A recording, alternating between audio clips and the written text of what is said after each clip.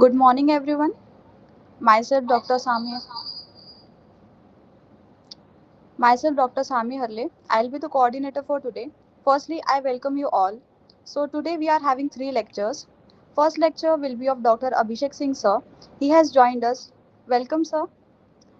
He is currently serving as an assistant professor in the Department of Cosmetology at NI Jaipur.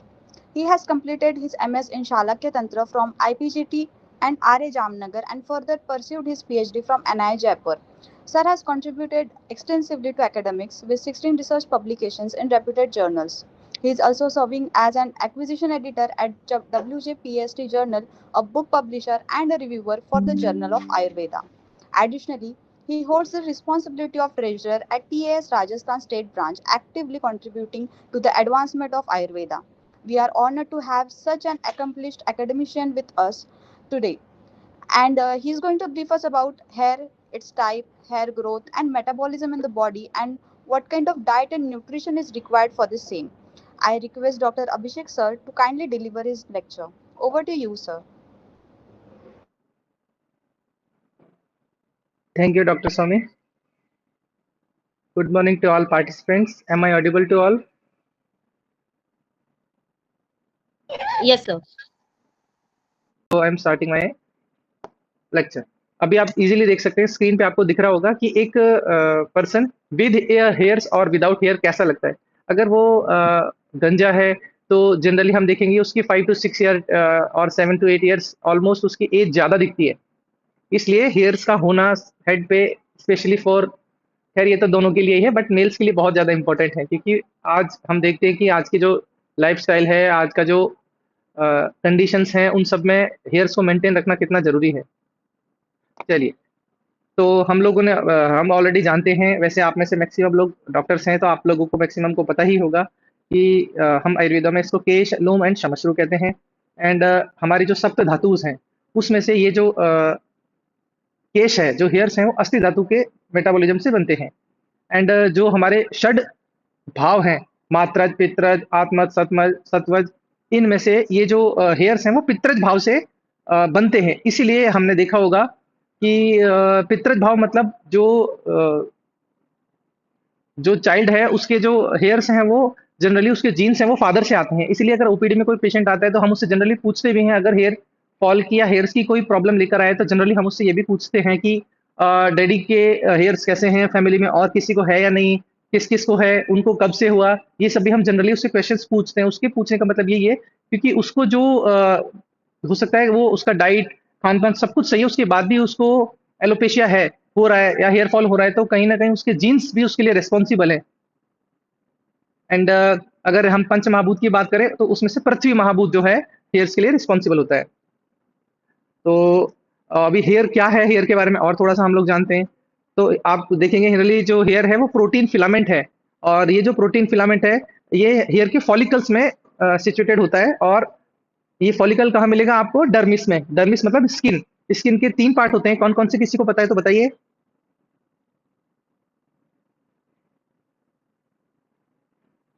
कोई ना। उसके epidermis, dermis and hypodermis ऐसा करके 3 parts होते हैं, और अभी हम लोग उसके बारे में आगे देखेंगे भी। और देखते अगर देखेंगे तो it is made up of protein called keratin. तो हम लोगों ने जनरली केरेटिन के बारे में हम में से मैक्सिमम लोग जानते होंगे, आई होप। तो केरेटिन क्या है? Keratin is a tough fibrous structural protein that forms the main component of hairs, nails and outer layer of the skin. It means that कि केरेटिन हमारे सिर्फ हेयर्स में ना होकर नेल्स में भी है, और आउटर स्किन जो है उसमें भी केरेटिन जनरली हमको देखने को मिलता है। ये एक केरेटिन मिलना या हेयर्स मिलना, केरेटिन नहीं स्पेशली हेयर्स मिलना, ये जो हम जो मैमल्स हैं, जो स्तनधारी जीव हैं, और उनका एक कैरेक्टरिस्टिक फीचर है। वो क्यों? क्योंकि अगर आप देखेंगे कि हम में और जितने भी मैमल्स हैं उन सब में, उन सब के बॉडी में हेयर्स मिलते हैं, और जिस जिस बायोग्राफी के अकॉर्डिंग जहाँ जहाँ जैसे रहते हैं उसके अकॉर्डिंग वो हेयर्स घटते और बढ़ते रहते हैं। जैसा आप जनरली देखेंगे कि जो कोल्ड एरिया है, विंटर वाले एरिया है, वहाँ के जो एनिमल्स हैं उनमें हेयर ग्रोथ जनरली ज़्यादा मिलेगी। और वो क्यों मिलेगी वो भी हम अभी आगे डिस्कस करेंगे। तो अगर आप यहाँ देखेंगे तो this is the structure of hair, and इसके 3 पार्ट्स हैं, क्यूटिकल, कोर्टेक्स एंड मेडुला। तो जो क्यूटिकल है, it is cuticle is outermost layer that protects the cortex, a hard hard overlapping cells like scales, मतलब एक पपड़ी जैसी structure भी इसको कह सकते हैं। स्केल मतलब ऊपरी परत, ठीक है। तो सबसे बाहर की जो आउटर मोस्ट लेयर है वो क्यूटिकल है, और जनरली अब अगर हम देखें बाहर की सबसे बाहर की कोई भी स्ट्रक्चर या लेयर होती है तो वो प्रोटेक्ट करती है हमको एक्सटर्नल एनवायरनमेंट से, और अंदर की जो लेयर उनको प्रोटेक्ट करती है, ठीक है। अगर उसके जस्ट आप इनसाइड में देखेंगे तो उसके बाद है ये कोर्टेक्स। कोर्टेक्स क्या करती है, ये प्रोटीन रिच होती है, और इसमें पिगमेंट जो है वो देखने को मिलता है, और ये पिगमेंट क्या करता है, ये पिगमेंट ही हमारे हेयर्स के कलर को डिसाइड करता है। एंड कलर्स को कैसे डिसाइड करेगा, मतलब किसी के हेयर्स ब्राउन आपने देखे होंगे, किसी के ब्लैक देखे होंगे, तो उसके हेयर्स, बॉडी के हेयर्स ब्लैक होंगे या ब्राउन होंगे, it's decided by the cortex. And hairs की स्ट्रेंथनिंग कैसी होगी, उसकी इलास्टिसिटी कैसी होगी, वो थिक होगा, थिन होगा या थोड़ा कर्ली होगा, it's all decided by the cortex. If we will talk about the medulla, medulla is सबसे अंदर की कोर है, इनर मोस्ट लेयर है, और समटाइम्स इट प्रेजेंट, और समटाइम कभी कभी मिलता नहीं भी है, ऐसा भी है। इट्स नॉट कंपलसरी कि मेडुला सभी के हेयर्स में मिले।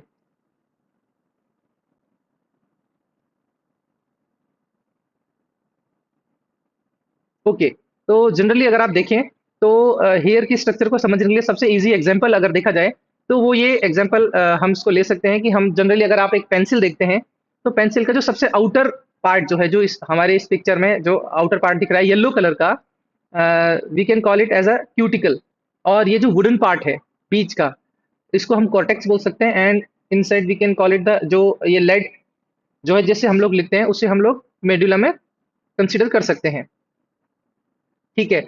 वो तो हमने अभी स्ट्रक्चर देखी। नाउ हम बात करते हैं the parts of hairs. Okay, तो जनरली इसके तीन पार्ट देखने को और मिलते हैं हमें, सबसे ऊपर, मिड का और डीप का, ठीक है। तो इनके तीन नाम है, शाफ्ट, रूट एंड फॉलिकल। अगर याद रखना है तो जनरली इजी याद रख सकते हैं, SRF, shaft, root and follicle. अभी ये कैसे होता है उसके बारे में हम लोग अभी आगे बात करते हैं। बाकी एक बार आप ये स्ट्रक्चर देख सकते हैं, हम जो सबसे ऊपर का जो पार्ट देखते हैं दैट इज कॉल्ड शाफ्ट, ठीक है। तो हम लोग हेयर शाफ्ट के लिए बात करते हैं। तो हेयर शाफ्ट क्या है, it is the visible part of hair that project above the skin surface. Skin के ऊपर सबसे ऊपर जो हम नेकेड आई से देखते हैं जिस पार्ट को, वो हमारा शाफ्ट है। और ये किससे बनता है, made of dead keratinized cells, ठीक है, जिसके बारे में हम ऑलरेडी बातचीत कर चुके हैं। और अब ये शाफ्ट का क्या काम है, ये प्रोटेक्शन करता है हमारी इनर स्ट्रक्चर्स को, और स्ट्रेंथ और इलास्टिसिटी प्रोवाइड करता है। और साथ में ही अगर देखा जाए तो हम लोग सबसे इसका की पॉइंट की बात की जाए तो इसमें कोई ब्लड सप्लाई नहीं, कोई नर्व नहीं, इसीलिए जैसे ही हमारे नेल्स हेयर्स बढ़ते हैं हम इनको कंटिन्यूअसली जो है कट करते रहते हैं। वो सिर्फ इसीलिए कि इनमें कोई भी नर्व एंडिंग या नर्व से ब्लड सप्लाई नहीं है, ठीक है। मुझे लगता है हम लोग केराटिन ट्रीटमेंट भी करवाते हैं। केराटिन के बारे में बहुत बातचीत तो होती है, बट हम केराटिन के बारे में बहुत ज़्यादा डीपली जानते नहीं, तो कुछ थोड़ा बहुत यहाँ समझने का कोशिश करते हैं, और फिर जब आप आएंगे यहाँ पे ऑफलाइन सेशंस के लिए तब हम लोग और बातचीत करेंगे उसके बारे में, ठीक है। तो केराटिन क्या है, ये एक स्ट्रॉन्ग प्रोटेक्टिव प्रोटीन है। जनरली कहाँ कहाँ मिलेगा, हेयर, आप ये अगर एक फोटो ये वाली इमेजेस देखेंगे आपको इसमें सब कुछ समझ में आएगा। जनरली कहाँ देखने को मिलेगा, हेयर में, नेल्स में, स्किन में, फेदर्स में और हॉर्न्स में, ठीक है। और इसके फंक्शंस अभी हमने बातचीत की ही थी। प्रोटेक्शन ये देता है, strength and durability, water resistance भी होता है ताकि वाटर भी अंदर हमारे ज़्यादा ना जाए, एंड थर्मल इंसुलेशन, जो टेम्परेचर है उसको भी ये मेंटेन करके रखता है, ठीक है। उसके ये कहाँ मिलता है इसके बारे में हम लोग बातचीत कर ली है। हाँ, एक चीज और, ये जो केराटिन है यही बालों को हार्ड बनाता है, ठीक है।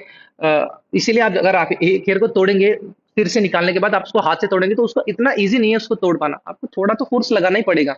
तो वो उसकी इसलिए क्योंकि उसके अंदर डाइसल्फाइड बॉन्ड होते हैं, इसलिए उसको तोड़ना इतना ईजी नहीं होता है। और अगर आपके टाइप्स की बात करें तो दो टाइप के केराटिन होते हैं, alpha keratin and beta keratin. Generally हम लोग जो देखते हैं हेयर में, स्किन में, नेल्स में, हॉर्न्स में, ये अल्फा केराटिन मिलता है। तो अगर पूछा जाए तो हम लोगों में कौन सा केराटिन मिलता है, तो अल्फा केराटिन। तो अभी हमने पहले शाफ्ट की बात की, जो इजीली विजिबल पार्ट है, जो हम लोग नेकेड आई से देखते हैं। और उसके जस्ट नीचे जो रूट पार्ट है, वो जैसे एक ट्री हम देखते हैं, ट्री में ऊपर का पार्ट हम देखते हैं, उसके बाद जो रूट है वो अंदर है। तो वो जो रूट है वो कहाँ सिचुएटेड होती है, वो फॉलिकल में सिचुएटेड होती है, इसीलिए लिखा है inner most layer of the follicle, ठीक है। और पेट्रोलियम जेली टाइप की होती है, और इसी से कनेक्टेड होता है सिबिशियस ग्लैंड। अब सिबिशियस ग्लैंड क्या है, आप एक बार फोटोज यहाँ देख लीजिए, उसका फोटो, एंड उसके बारे में अभी हम लोग आगे देखते हैं उसको, ठीक है। आप इस पिक्चर को देखेंगे तो आपको इजीली दिखेगा कि सबसे ऊपर हेयर फॉलिकल है, एंड फॉलिकल के बाद में हमारी जो तीन स्किन की लेयर्स हैं, एपिडर्मिस, डर्मिस एंड हाइपोडर्मिस। तो अगर आप हाइपोडर्मिस में देखेंगे हाइपोडर्मिस में आपको डर्मल पैपिला दिखेगा, जिससे ब्लड वेसल्स कनेक्टेड रहती हैं, और ये ब्लड वेसल्स जो हमारा रूट है उसको सप्लाई होती है, जिससे उसका न्यूट्रिशन और हार्मोन की ग्रोथ, मतलब हेयर्स की ग्रोथ के लिए रिस्पॉन्सिबल होता है। ठीक है। उसी के नीचे एक स्ट्रक्चर और है, एरेक्टर पिलाई मसल।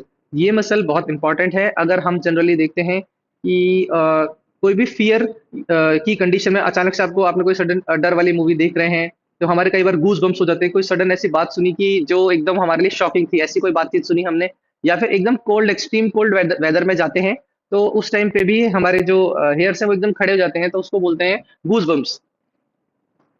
ठीक है। तो गूज बम्स ये एरेक्टर पिलाई मसल्स की वजह से होता है, ये भी हमारे रूट से कनेक्टेड होता है, और यही रिलैक्स और कॉन्ट्रैक्शन का काम करता है। ठीक है। अभी हम लोग बातचीत करते हैं सीबेसियस ग्लैंड के बारे में। अभी हमने थोड़ी देर पहले सीबेसियस ग्लैंड को देखा था। Sebaceous Sorry to gland, disturb you, sir. Can you please repeat it once again because your voice was not clear sorry sir for before. The interruption, आपकी वॉइस ब्रेक हो रही है। ओहो, वेट।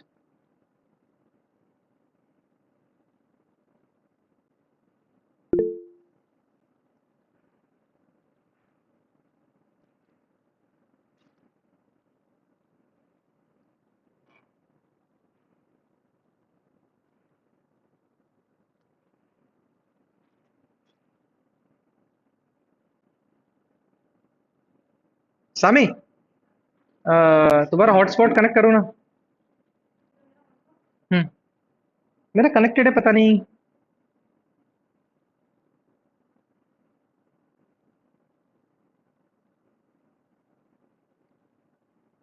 ओके।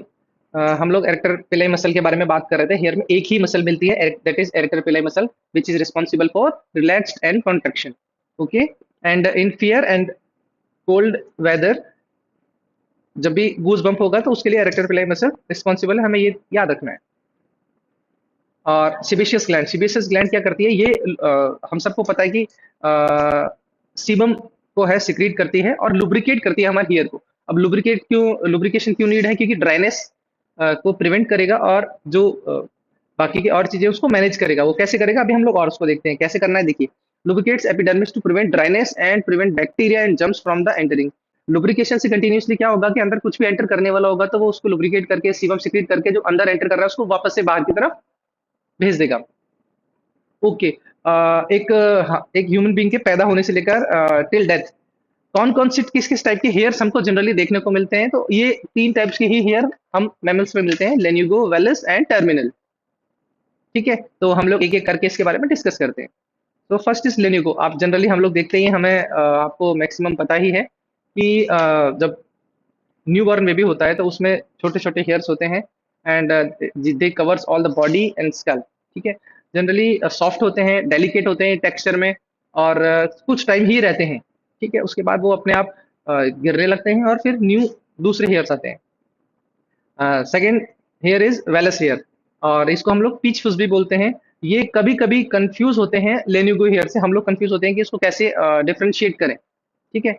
क्योंकि वो सिर्फ चाइल्डहुड में रहते हैं, ये एडल्टहुड तक जाते हैं। और इसको थोड़ा और डिफ्रेंशिएट करना है तो हम इसको कैसे समझ सकते हैं। ये शॉर्ट होते हैं, फाइन होते हैं, और इनमें कोई पिगमेंटेशन भी नहीं होता है, जो कलर डिसाइड करता है हमारे हेयर्स का। और जनरली 55% ज़्यादा होता है वुमेन्स में। और अगर आप देखेंगे तो ये भी बहुत लॉन्ग टर्म तक नहीं होते हैं।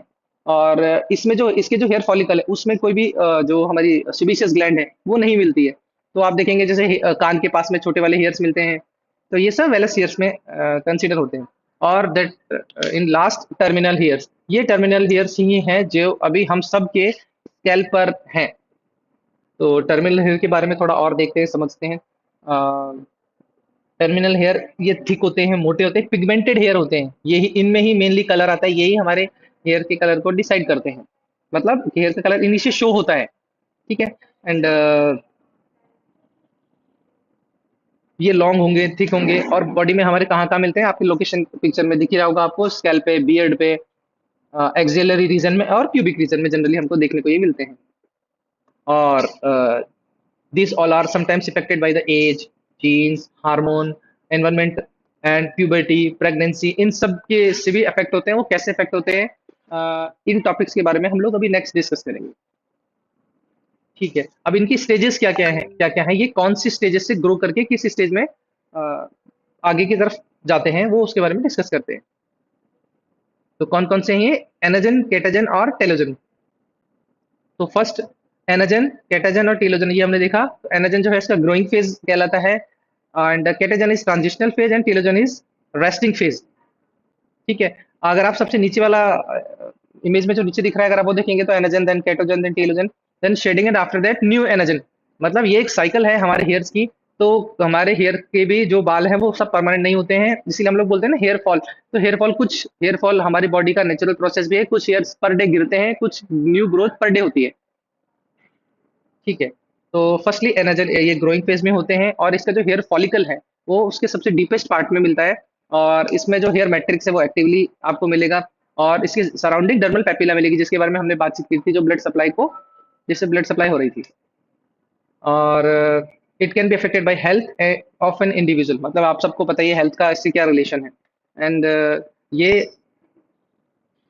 कभी कभी फुल लेंथ भी लेता है अपनी, and depending upon the location के अकॉर्डिंग इसकी लेंथ डिसाइड होती है कि ये कहाँ पे ग्रो कर रहा है। क्योंकि जनरली हम लोग देखते हैं कि बियर्ड की एक लेंथ जो है वो फिक्स ही रहती है, ऐसा नहीं है कि सबके बराबर होगी। हेयर्स की लेंथ अलग है, हमारे जो एक्सिलरी रीजन में जो हेयर्स आते हैं उसकी भी लेंथ अलग टाइप की होती है। ठीक है, केटाजिन की बात करेंगे तो ये ट्रांजिशनल फेज है। हाँ, एनाजन के बारे में आपको एक बात और बताना भूल गया, अगर आप इस फोटो में देखेंगे तो ये जनरली 2 to 7 years होते हैं, सबसे ज्यादा टाइम तक हमारे स्कैल्प में या और सभी प्लेसेस पर सबसे ज्यादा यही टाइम तक रहते हैं।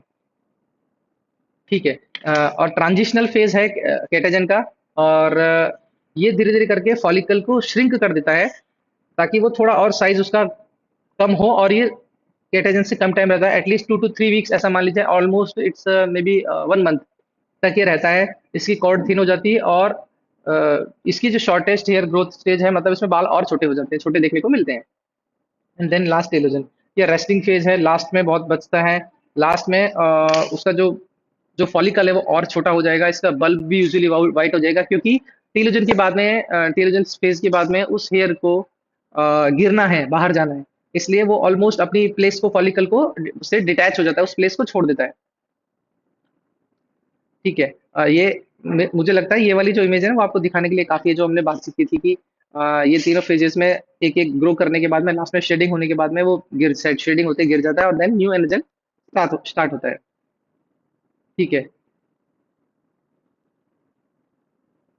तो अभी हम लोग बातचीत करते हैं कि जो जो हमारे हेयर है उसकी ग्रोथ है वो किस किस चीज़ों पे डिपेंड करती है, ऐसे कौन कौन से जिससे इनमें चेंजेस हो सकते हैं। तो जनरली हेयर ग्रोथ की अगर हम बात करें तो 18 to 30 years में सबसे बेस्ट टाइम होता है, क्योंकि वो हमारी बॉडी की ग्रोइंग एज होती है। Then males have higher hair growth age compare to females, except scalp. Scalp महिलाओं के हेयर्स ज़्यादा होते हैं, ये जनरली हम देखने को मिलते हैं, तो these are biological changes.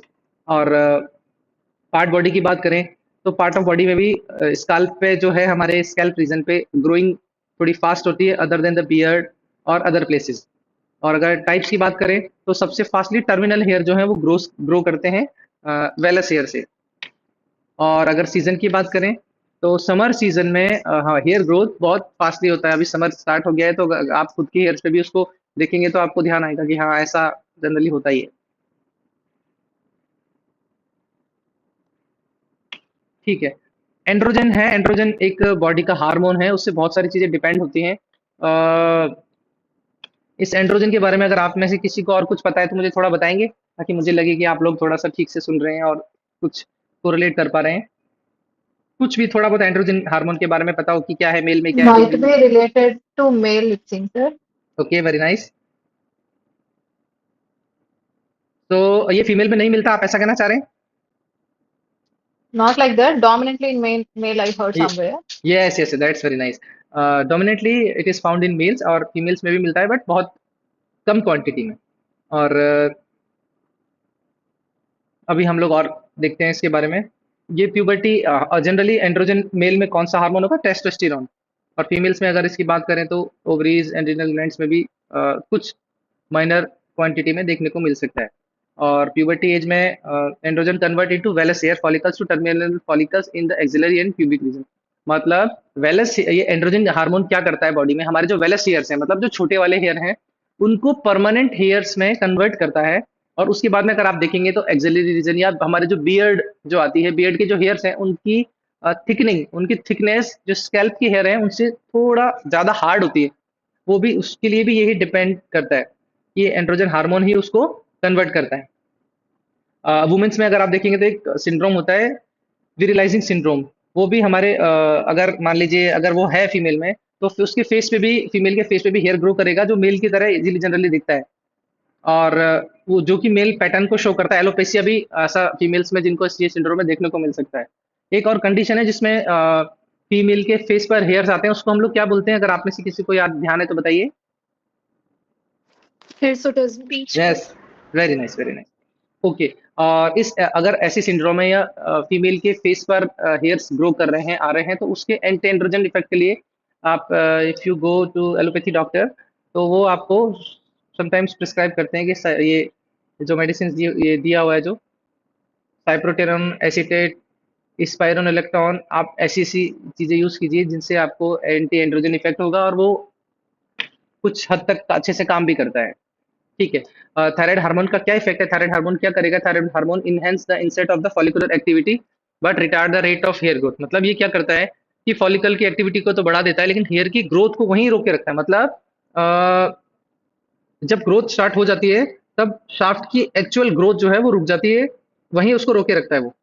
Then oestrogen, अब ईस्ट्रोजन हार्मोन का क्या इफेक्ट है? ईस्ट्रोजन जनरली जो हमारा टेलोजन फेज है, ये हेयर्स को गिरने नहीं देते और उसकी ग्रोइंग हेयर्स को उनकी उनकी ग्रोइंग हेयर्स को उनकी ग्रोथ इंप्रूवमेंट करने में काम करता है। एजिंग की बात करें, हम सब जानते हैं कि एक ग्रोइंग एज में हम सबके हेयर फॉलिकल है, शाफ्ट है, ये सब बहुत अच्छे से काम करते हैं और हेयर अच्छे से ग्रोथ होते हैं। जैसे जैसे धातुएं बॉडी की डाउन होती है, हम लोग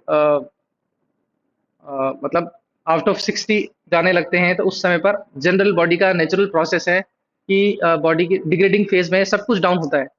तो उस टाइम पर अगर आप, हमारे पास कोई पेशेंट आ भी रहा है कि मुझे वापस से अपना हेयर ग्रो करने हैं या मुझे वापस से मेरे अच्छे से बियर्ड आ जाए, तो दैट इज नॉट पॉसिबल। ठीक है।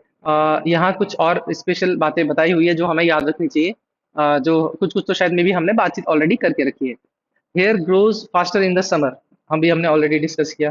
Good health improve hair growth, ये भी हमें पता है, मुझे लगता है इसको भी ज़्यादा डिस्कस करने की नीड है नहीं।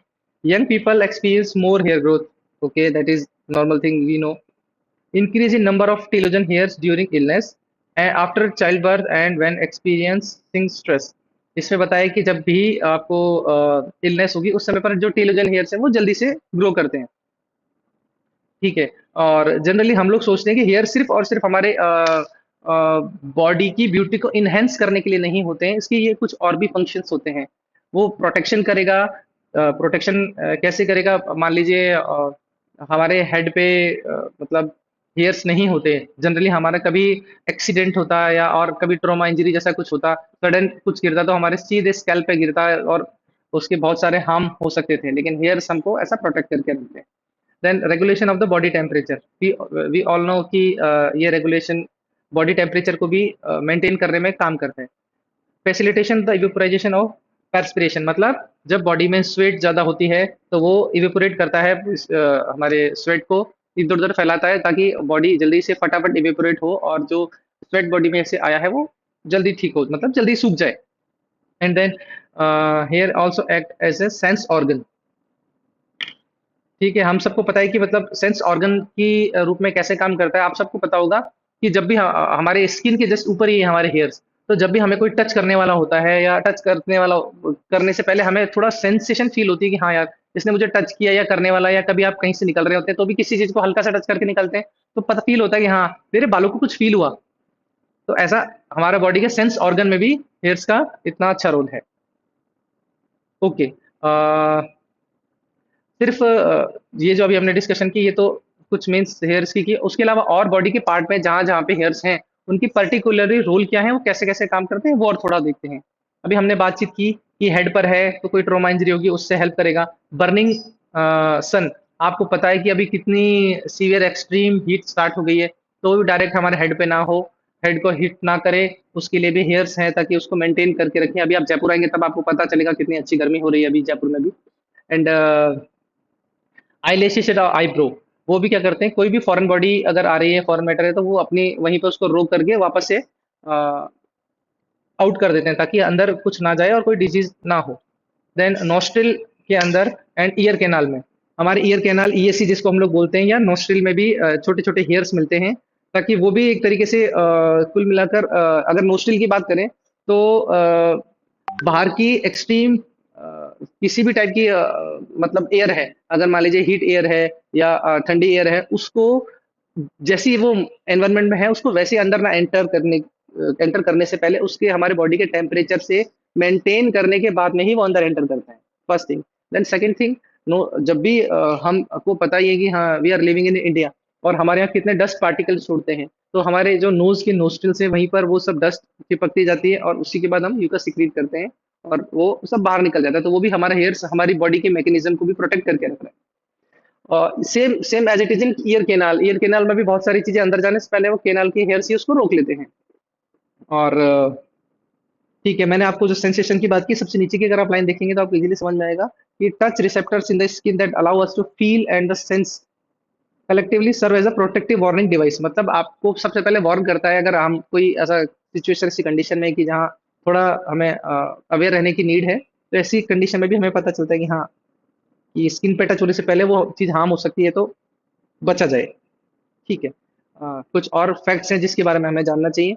Hair is a composed of the protein keratin, हमने ऑलरेडी बातचीत कर ली है, which is also the primary component of finger and toenails, ये भी मैंने आपको ऑलरेडी बता दिया है। Humans develop hair follicle during foetal development and no new follicle are produced after birth. ठीक है, इसमें इन्होंने बता के रखा है हेयर जो फॉलिकल है वो सिर्फ और सिर्फ फीटल डेवलपमेंट तक जितने डेवलप हो गए उतने ही रहते हैं, उसके बाद नए फॉलिकल नहीं बनते। हाँ, हेयर ग्रोथ वापस से हो सकती है, वापस से बाल आ सकते हैं, बट फॉलिकल जितने बने हैं वो उतने ही रहने हैं। और हाँ, हेयर के कलर, किसी के हमने देखा होगा ब्राउन और ब्लैक तो होते हैं, किसी के ब्राउन और ब्लैक के बीच के भी शेड्स होते हैं, तो they all are decided by the pigment और which are chemical compound that reflect certain wavelength of the visible light. ठीक है, हेयर का शेप और टेक्सचर भी इन्फ्लुएंस होता है जीन से। और physical appearance of the hair can affected by the nutritional status and intentional alteration, heat, curling, perms, straightening. ठीक है, आप सबको पता है कि न्यूट्रिशन जितना अच्छा लेंगे हम लोग, हमारे हेयर्स और बॉडी की सभी स्किन और बॉडी की और सब चीज़ें बहुत अच्छी रहनी है। एंड ठीक है, ये कुछ काम का नहीं है। हाँ ठीक है, इसके बारे में बात करते हैं। Cuticle of human hair is rough which is why we use conditioner. तो हमने बातचीत की थी जो हेयर की स्ट्रक्चर पे सबसे आउटर स्ट्रक्चर जो थी वो क्यूटिकल थी, और ये क्यूटिकल ही जो है, अगर आप देखेंगे अगर हम 4-5 दिन हेयर वॉश नहीं करते हैं तो हेयर हमारे धीरे धीरे रफ होने लगते हैं। वो सिर्फ इसलिए क्योंकि जो क्यूटिकल का नेचुरल प्रोसेस है, जो नेचुरली क्यूटिकल जो है वो रफ होता है। और animal have characteristic cuticle scales that scientist can use to determine the source of hair evidence, human, cat, dog, most respectively. अच्छा, ये जो क्यूटिकल है हमारा, क्यूटिकल मतलब स्केल, आपने अगर फिश में देखा होगा तो फिशेस में बाहर भी स्किल्स स्किन की लेयर्स बनी होती है ना, सेम वैसे ही जो क्यूटिकल हेयर अगर आप लेकर के साइंटिस्ट इसी क्यूटिकल के बेसिस पर ही बता पाते हैं, अगर उन्होंने किसी के हेयर को डाइसेक्ट कर रहे हैं तो वो बता पाते हैं कि ये जो हेयर है वो किसी डॉग का है, किसी एनिमल का है या ह्यूमन बीइंग का है, किसका है, वो उसके क्यूटिकल को एग्जामिन करने के बाद ही बता पाते हैं। तो क्यूटिकल इसलिए भी इम्पोर्टेंट है। ठीक है, अभी मुझे जितना समझ में आया, जितना मैं आपसे बातचीत करता था उतनी बातचीत मैंने आपसे की। अभी कुछ क्वेश्चंस है, उसके जवाब मुझे लगता है मैं तो दूंगा ही बाद में, बट पहले आप दो। Grey hair is coarser and more resistant than pigmented hair, is it right और नॉट?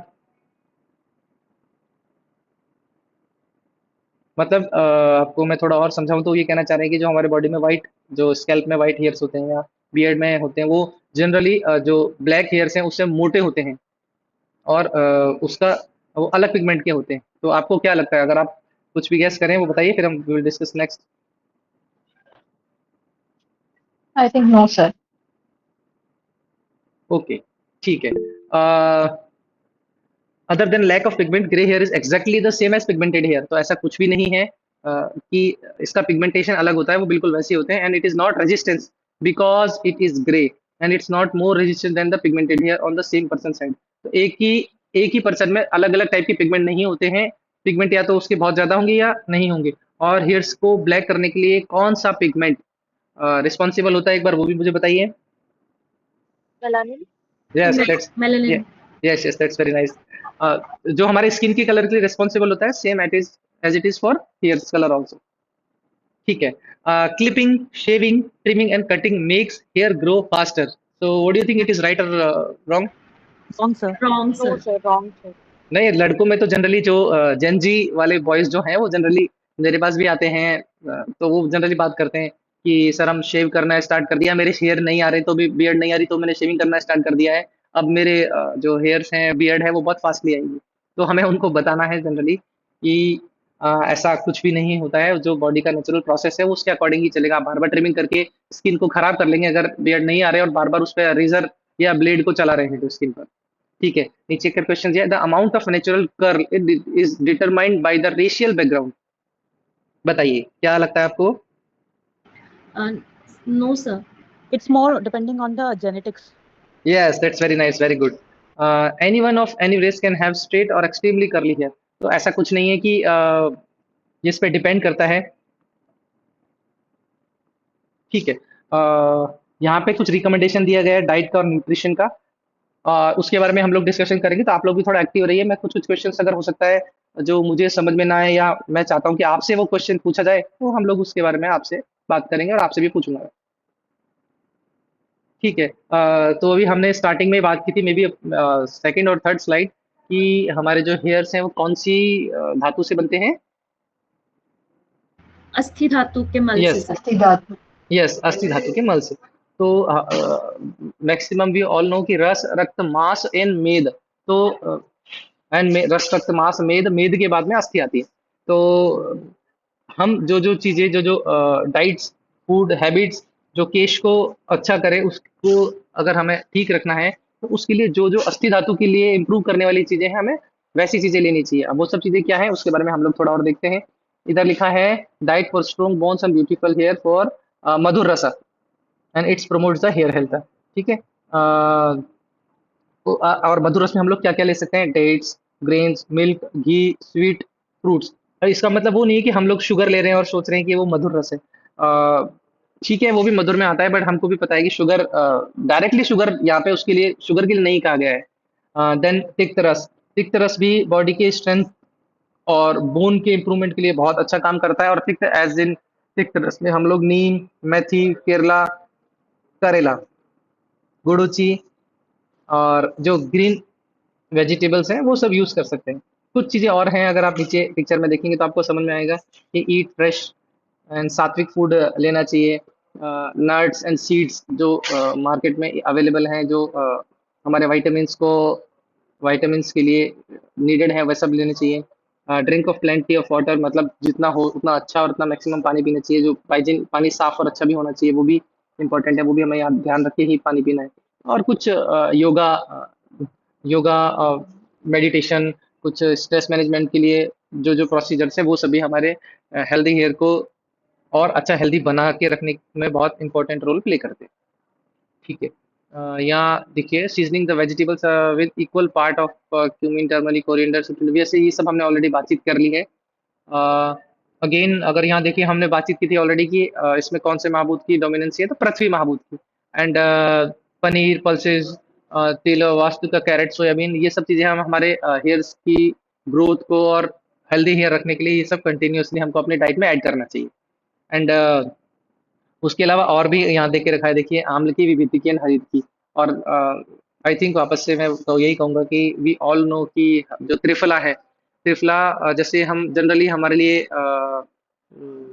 घी है, घी को हम बहुत तरीके से यूज़ कर सकते हैं, करते हैं, same as it is triphala भी बहुत तरीके से यूज़ होता है। हम इसको पी सकते हैं, खा सकते हैं, oral intake, eye wash, head wash, hair wash, इन सब में त्रिफला बहुत अच्छे से काम आता है। तो त्रिफला को भी हमें कहीं ना कहीं अपने डेली लाइफस्टाइल के रूटीन में ऐड करेंगे, तो सिर्फ हेयर की लिए नहीं, ओवरऑल बॉडी के लिए, और इवन चक्षुष भी है, वो हम सबको पता है। तो त्रिफला को ऐड करेंगे तो ये सब बेनिफिट आपको जनरली बहुत अच्छा बॉडी में देखने को मिलेंगे। यहाँ और कुछ बेनिफिशियल फूड्स बताए हैं, आप जनरली उसको देखकर मेक आउट कर सकते हैं। आप सबको पता ही है वैसे, बट फिर भी क्योंकि मेरी ड्यूटी है तो मुझे बताना है आपको। ये ग्रीन वेजिटेबल्स आपको लेनी है, खजूर, मुनक्का, दही, ये सब प्रोटीन और विटामिन इन्हेंस करने वाली चीज़ें हैं। और जो रूटीनली चल रही है, अगर आप ये सब चीज़ें लेंगे तो जनरली आप बहुत अच्छे से हेयर को मेंटेन करके रख सकते हैं। वरना जनरली हम लोग क्या करते हैं, हम लोग डाइट फूड को ठीक से प्रॉपर्ली फॉलो नहीं करते हैं और देन सिर्फ एक्सटर्नली या टॉपिकली हेयर्स पे जो मेडिकेटेड चीज़ें आ रही है वो अप्लाई कर रहे हैं और फिर सोचते हैं कि हाँ मेरे जो हेयर बाल ग्रोथ क्यों नहीं हो रही है, बाल अच्छे से क्यों नहीं हो रहे हैं, मैं तो इतनी मेडिसिन ले रही हूँ या ले रहा हूँ। तो सिर्फ medicine is not main thing, ये जो रेगुलर डाइट में आप इनटेक कर रहे हैं ना, वो आपके लिए ज़्यादा इंपॉर्टेंट है। तो यहाँ पे और भी कुछ लिख के रखा है, हरिद्रा, मरीच, मेथी, धनिया, जीरा एंड ये सब भी जनरली, ये सब क्या करने वाली चीज़ें हैं, आप सबको पता है कि केशिय चक्षुष्य तो है ही है, साथ में आपकी हमारी बॉडी की अग्नि, मतलब हमारे जो डाइजेशन प्रोसेस है उस सबको मेंटेन करके रखते हैं। और अगर हमारे बॉडी का डाइजेशन मेंटेन है तभी रस, रस से रक्त, रस से मांस, मांस से मेद और देन अस्थि, अस्थि धातु बनेगी, अस्थि धातु प्रॉपर मेंटेन होगी अच्छे से, उसके बाद ही हमारे हेयर जो है वो मेंटेन रहेंगे। ठीक है, ये कुछ विटामिन हैं, उसके बारे में बातचीत करते हैं। फॉलिक एसिड है, हेयर ग्रोथ के लिए काफ़ी अच्छा है, तो ये भी हमें बीच-बीच में या तो हम इनटेक करें अगर ध्यान रखना है, या फिर अगर मान लीजिए ऐसा नहीं लेना है तो जो फूड्स हैं जिनमें फॉलिक एसिड रिच मिलता है वैसे फूड्स को डेली लाइफ में स्टार्ट करना है। Then vitamin E deficiency leads to hair dryness. हम जनरली जानते हैं विटामिन ई के कुछ लोग कैप्सूल्स भी आते हैं, उनको भी यूज़ करते हैं। विटामिन ए क्या करता है, ये हमारे जो हेयर फॉलिकल है उसको एक्टिवेट करता है, मतलब हेयर फॉलिकल की नरिशमेंट के लिए काफ़ी अच्छा रोल है इसका। विटामिन डी भी फॉलिकल की साइकिलिंग के लिए बहुत अच्छे से काम करता है। और ये जो ओमेगा 3 फैटी एसिड है वो हमारे बाल कैसे मतलब डाउन हो रहे हैं तो उसको कैसे ठीक करना है। लॉस ऑफ स्कैल्प हेयर, मतलब स्कैल्प के हेयर अगर डाउन हो रहे हैं, आईब्रोज में कुछ है, तो ओमेगा 3 फैटी एसिड उसको मेंटेन करके रखेगा काफ़ी अच्छे से। मतलब मेरे कहने का मतलब ये है, पर्टिकुलरली ऐसा नहीं है कि आप मल्टीविटामिन में आप सब कुछ उसको मिक्सअप करके दे रहे हैं, पर्टिकुलर कहाँ किस तरीके के हेयर फॉल हो रही है हमें वो भी एग्जामिन करना चाहिए। सिर्फ एक पर्टिकुलर पेशेंट लिख रहा है कि हेयर फॉल ही हो रहा है, हमने उसको सब कुछ किया और सोचा कि कुछ तो फायदा करेगा, कोई मेडिसिन तो उसको अच्छा इफेक्ट करेगी। तो मुझे लगता है पर्टिकुलरली हमें एग्जामिन करके पता करना चाहिए कि उसको कहाँ कितनी प्रॉब्लम है, उसके बाद ही इसको स्टार्ट करना चाहिए। Then biotin deficiency causes dermatitis and patch alopecia. ठीक है, अगर बायोटिन कम होगा तो पैच बनेंगे, आपने कुछ लोगों के हेड स्कैल्प पे देखा ही होगा। And zinc is also plays important role in protein synthesis and cell division. And ये जो आयरन डेफिशिएंसी है इसका भी काफ़ी रोल है हेयर लॉस में। आयरन जिन फूड्स में हमें मिलता है वो भी साथ में हमें स्टार्ट कर लेनी चाहिए। Then amino acids and protein भी हेयर थिनिंग के लिए काफ़ी इम्पोर्टेंट रोल प्ले करते हैं और हेयर लॉस के लिए भी इसका ये पॉजिटिव फैक्टर है।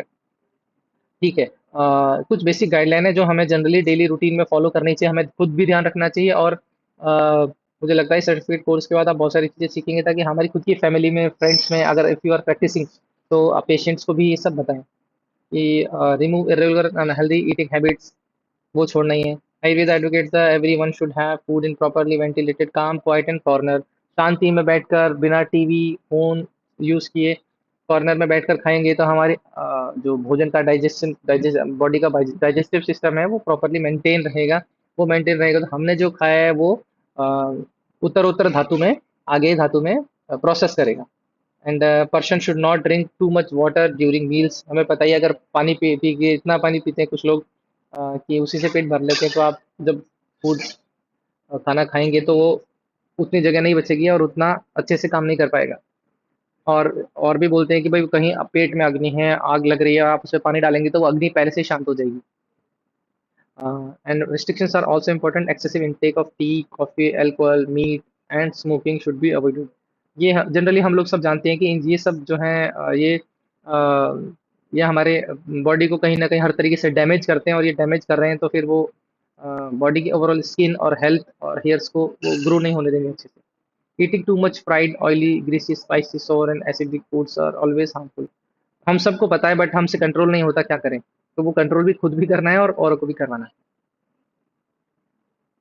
ठीक है, स्लीप इंसफिशिएंटली, ओके।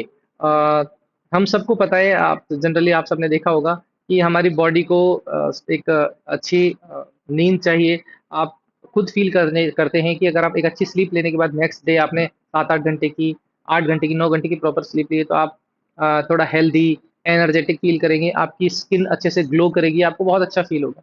और यहीं आपने प्रॉपर रात को रील्स स्क्रॉल करते हुए आप 2-3-4 बजे सो रहे हैं और सुबह 3-4 घंटे 4-5 घंटे की नींद ले पा रहे हैं और आप फिर सुबह उठते हैं तो आपको कुछ अच्छा सा फील नहीं होगा। और ये सब चीज़ें हमारे बॉडी, डाइजेशन, हेल्थ इन सब पे भी अ, असर डालती हैं, जिसकी वजह से अगर मान लीजिए स्लीप अच्छी नहीं हुई तो बॉडी का डाइजेशन और बॉडी की हेल्थ अच्छी नहीं होगी और वो सब अच्छा नहीं होता है तो फिर हम सोचेंगे हमारे हेयर अच्छे रहेंगे, तो that is also not possible. और क्यों ज़रूरी है स्लीप आप देखेंगे तो भी और समझ में आएगा कि जब हम सो रहे होते हैं तो हमारी जो बॉडी है, बॉडी के रिपेयर से बॉडी के टिश्यूज़ हैं वो रिपेयर होते हैं, ताकि वो वापस से रीऑर्गेनाइज़ हो जाए हमारा सारा का सारा सिस्टम। इसीलिए बोलते हैं कि टाइम पर early to bed and early to rise, ऐसा लाइन हम सबने सुनी होगी। तो इसलिए नाइट में आपको टाइम पर सोना है, अर्ली मॉर्निंग में टाइम पर उठना है और डिनर है वो लाइट डिनर करना है, हल्का डिनर करना है। और वैसे तो कहा है कि सूर्यास्त से पहले ही कर लेना है, लेकिन ठीक है आज के लाइफ में हम लोग भी समझते हैं, आप भी समझते हैं कि इतना पॉसिबल नहीं होता है। किसी की शादी में भी जाएँगे तो सूर्यास्त के बाद ही डिनर रखता है, ऐसे तो हम भूखे आ जाएँगे, वहाँ खा भी नहीं पाएँगे। इसलिए लेकिन जितना जल्दी पॉसिबल हो सके उतना लाइट फूड लेकर के जल्दी खाना खाना है और टाइम पर सोना है, ठीक है। स्ट्रेस मैनेजमेंट, ओके, तो स्ट्रेस मैनेजमेंट क्यों ज़रूरी है पहले आपको हमको मुझे लगता है वो समझने की नीड है। आज की इस लाइफ़स्टाइल में आप सब जानते हैं, एक रिक्शे वाला से लेकर के अंबानी, अडानी जी तक they all are in its stress. किसी को लाइफ की टेंशन है, किसी को वाइफ की टेंशन है, किसी को पैसों की टेंशन है, मतलब हम सब जानते हैं सबकी लाइफ में कोई ना कोई टेंशन्स हैं। और वो टेंशन्स सबकी लाइफ में है, लेकिन अगर आपने उनको अपने ब्रेन पर, खुद की बॉडी पर हावी होने दिया तो वो जो टेंशन्स हैं वो आपकी ओवरऑल बॉडी हेल्थ को, गट हेल्थ को इम्प्रूव नहीं करेगी, वो और डाउन करती जाएगी। और अगर ये सब बॉडी पे हावी हो गए तो आप कि जो गट हेल्थ है वो अच्छा नहीं होगा। गट हेल्थ अच्छा नहीं होगा तो हम लोग जो बात करते हैं रस, वस्त्र, रक्त, मांस, मेद, अस्थि, मज्जा, उत्तर धातु, पोषण क्रम, वो नहीं होगा। तो हेयर फॉल, प्रीमैच्योर ग्रेइंग और बॉडी डल लगेगी और स्किन का टेक्सचर है वो भी खराब दिखेगा, स्किन ग्लो नहीं करेगी। मैं शायद वेलकम स्पीच में भी आपको कहा था कि आपका कलर क्या है, it's not important. I think आपकी स्किन ग्लो कर रही है कि नहीं कर रही, दैट इज मेन इंपॉर्टेंट। आपने देखा होगा बहुत, मैं ऐसा सिर्फ एग्जांपल के लिए दे रहा हूँ, उसको दिल पे भी नहीं लेना है, कि कुछ लोग बहुत गोरे होते हैं, बहुत सुंदर, मतलब बहुत गोरे होते हैं, बहुत स्किन वाइट होती है उनकी, बट उसके बाद भी उनके फेस पे वो ग्लो नज़र नहीं आता। और कुछ लोग बहुत डार्क होने के बाद भी बहुत अच्छा ग्लो होता है। जो मिस यूनिवर्स का फोटो दिखाया था हमें, अगर आपको याद हो तो, डॉक्टर जागृति शर्मा मैडम ने भी, कि देखिए मिस यूनिवर्स बनी है, उसकी आप अगर आप फेस देखोगे तो उसके फेस पे कितना ग्लो था, ठीक है। तो वो सब भी कब डिपेंड करता है कि स्ट्रेस ना हो, आपकी स्लीप अच्छी हो, आपकी डाइट अच्छी हो। स्लीप, डाइट, स्ट्रेस होगा तो आप उसको कितने भी मेडिसिन अगर आप देंगे हेयर्स के लिए तो वो कुछ भी बॉडी पे अच्छा इम्पैक्ट नहीं करेगी। सबसे पहले हमें इस साइड में भी ध्यान देना है, इसीलिए हमने इन सब टॉपिक के बारे में भी बातचीत की, ठीक है। Always spare time to rest and relax, practice flexing yoga, ठीक है। हम सबको पता है कि स्ट्रेस मैनेजमेंट के लिए योगा बहुत सबसे बेस्ट चीज़ है, किसी भी मेडिसिन से या किसी भी और चीज़ से। तो वो भी लाइफस्टाइल में, डेली लाइफ में हमें करना चाहिए, क्योंकि फिर वो बॉडी में जितना अच्छे से ऑक्सीजनेटेड ब्लड होगा, जितना स्ट्रेस टेंशन कम होगी, बॉडी उतनी अच्छे से ग्रो करेगी, ठीक है। Massaging scalp with medicated herbal oil is found to be helpful, ठीक है। हाँ, to mental relaxation and control mood swings, ठीक है। ये भी बहुत अच्छा इन्होंने बताया कि ज़रूरी नहीं है कि हमें कोई प्रॉब्लम हो या हेयर का ट्रीटमेंट कराना है, हेयर फॉल हो रहा है या ग्रेइंग ऑफ हेयर्स हो रहा है, इसीलिए आपको मसाज करना है। हर 15 दिन में या 20 दिन में या 25 दिन में या इन अ मंथ, मुझे लगता है हम सबको मसाज कराना चाहिए, ताकि बहुत सा आपको, जब आपने सबने मुझे लगता है करवाया होगा लाइफ में कभी ना कभी, तो हम सबको पता है जब मसाज चल रहा होता है तो बॉडी को कितना अच्छा फील होता है। अगर किसी को माइग्रेन का कंप्लेंट है, because I am a ENT doctor, तो मेरे माइग्रेन के बहुत पेशेंट्स आते हैं, तो उनको मैं ये भी सजेस्ट करता हूँ कि आपको बॉडी पे, हेड पे, स्कैल्प पे बिल्कुल फिंगर ऑफ टिप से बिल्कुल लाइट प्रेशर करके हेड मसाज करना है, और धीरे धीरे करके, अगर मान लीजिए थ्रॉबिंग पेन हो रहा है तो थोड़ा हार्डली करना है, तो उससे उनको बहुत हद तक रिलीफ होता है। बोले सर ठीक है मेडिसिन तो हम ले रहे हैं लेकिन इससे भी बहुत अच्छे से रिलीफ मिलता है, ठीक है। जो हम वो लोग जो बात कर रहे थे मसाजिंग की, उसी को हम आयुर्वेद में शिरो अभ्यंग कहते हैं, ठीक है। और जनरली टॉपिकल एप्लीकेशन है, और इम्प्रूव नरिश, मतलब इम्प्रूवमेंट करेगा हमारा इसको, हमारे हेयर की हेल्थ को नरिशमेंट देता है। और नरिशमेंट मिलेगा तो क्या होगा, हेयर लॉन्ग होंगे, लस्टर्स होगा, स्ट्रॉन्ग होंगे, शाइनिंग आएगी और थिकनेस बढ़ेगी उसकी। तो ये सब हम सब, मुझे लगता है हम सबको पता ही है। एंड बहुत सी चीज़ें जैसे इसमें नीचे लिखा है, देखिए, नारियल तेल एंड सरसों तेल इन्फ्यूज विद हर्ब्स लाइक आमल की, ब्राह्मी, भृंगराज और जपा helps to maintain the colour and lustre of hair. तो इट्स ऐसा कोई ज़रूरी नहीं है कि नारियल तेल और सरसों तेल ही लें।